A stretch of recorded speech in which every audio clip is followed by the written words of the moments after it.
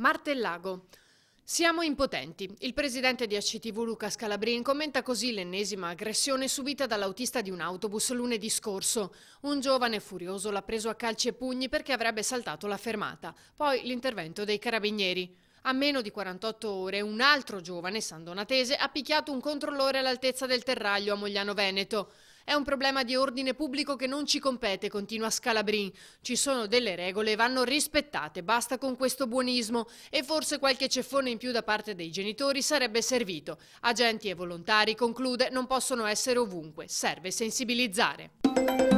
Cavarzere. Preoccupazione in località Gaglianta per il crollo parziale del tetto di un'abitazione in cui vive una numerosa famiglia di cittadini stranieri. Verso le 12:30 l'allerta ai vigili del fuoco e alla polizia locale di alcuni rumori sospetti. Poi il cedimento. Alla mamma e ai due bimbi che aveva vicino è stato intimato in extremis di uscire all'esterno proprio nel momento in cui si è sentito distintamente il rumore del tonfo.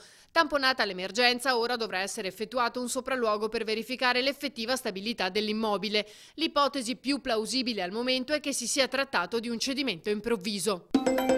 Burano. I tornelli di accesso al pontile ACTV mandati in frantumi dai vandali, un atto ingiustificato, forse causato da uno scoppio, a giudicare dai segni di bruciatura ai lati di una delle due colonnine di passaggio.